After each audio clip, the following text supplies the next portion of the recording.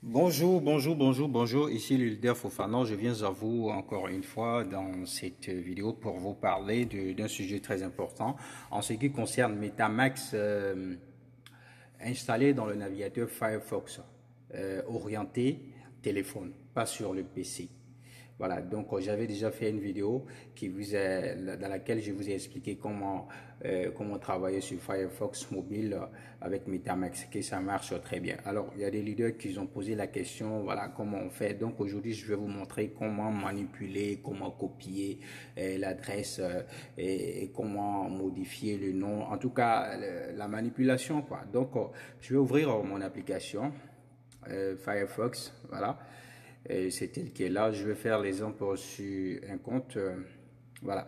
Donc voilà le navigateur et j'ai mon Firefox.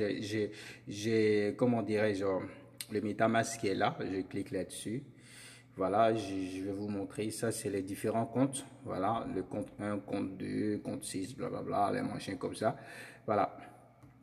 Maintenant, comment on peut créer un portefeuille? Vous voyez là, c'est écrit créer un portefeuille. Il suffit de cliquer là-dessus.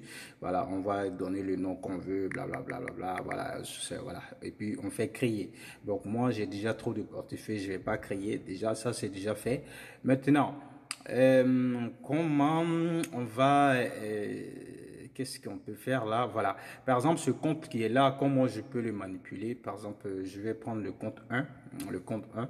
Voilà. Comment je vais pouvoir faire quelque chose? Vous voyez les trois points horizontaux qui sont là. Je clique là-dessus. Et quand je clique là-dessus, il y a une petite fenêtre qui sort. Vous voyez la vue agrandie, agrandir la vue et détail du compte. Donc, on clique dans le détail du compte. Voilà. Donc, c'est ici qu'on va pouvoir copier l'adresse. C'est assez simple. Pour copier l'adresse, on peut cliquer là. Voilà. Et puis, on fait copier. Ça, c'est une façon de le faire. Voilà. Et il y a une autre façon que je vais vous montrer comment copier l'adresse.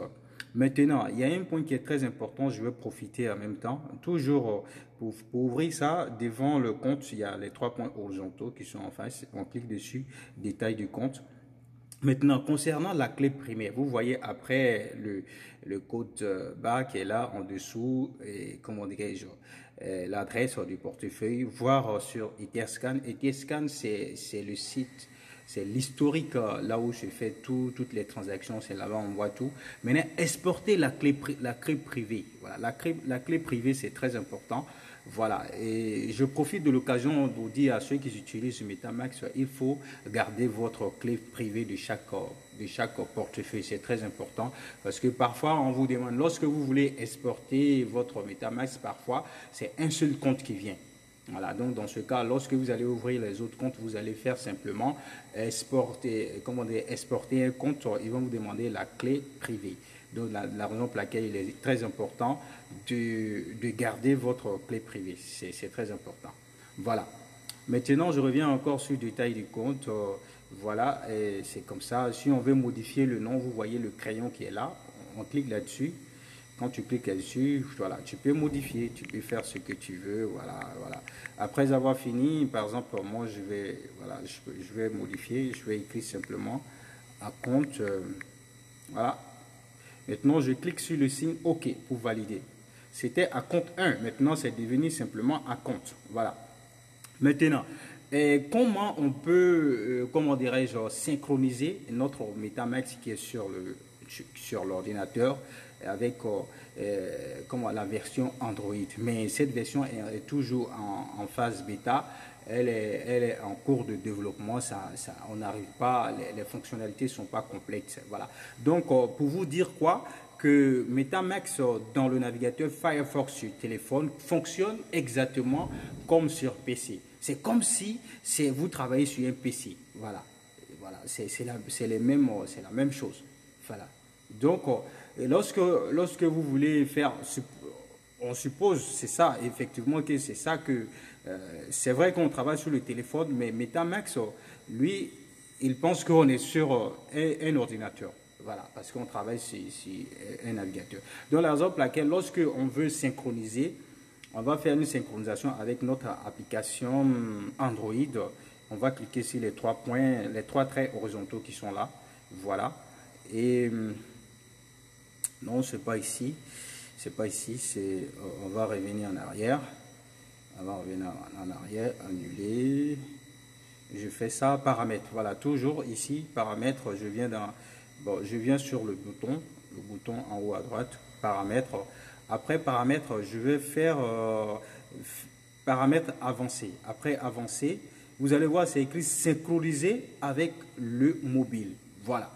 Donc, comme je vous le disais que Metamax ici, c'est vrai que c'est sur le téléphone, mais ça fonctionne comme l'ordinateur. Et l'application voit que pour l'application, vous êtes sur un ordinateur. Voilà. Donc, c'est ce que vous devez comprendre. Donc, vous allez voir, vous voyez ça, synchroniser le mobile, synchroniser avec mobile. Donc, vous cliquez là-dessus. Voilà. Ils vont vous demander le mot de passe. Voilà. Vous tapez le mot de passe. Tac, tac, tac, tac. Après le mot de passe, vous faites suivant. Et vous faites suivant. Et je crois, après ça,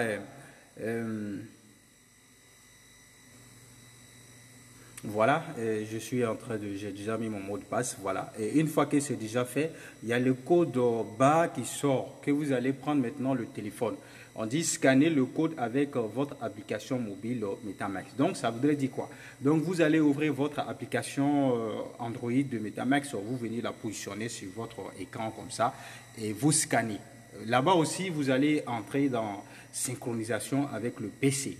Et quand vous allez faire ça, toujours c'est dans paramètres, paramètres après paramètres, paramètres avancés, et vous faites synchroniser. Et quand vous allez faire ça, il y a l'application qui scanne, vous allez scanner maintenant le code barre. C'est le code barre. C'est tout. Il n'y a rien à faire. Et une fois que vous faites ça, vous attendez que tous vos comptes soient synchronisés. Donc vraiment, la vidéo est déjà longue, ça fait déjà 7 minutes.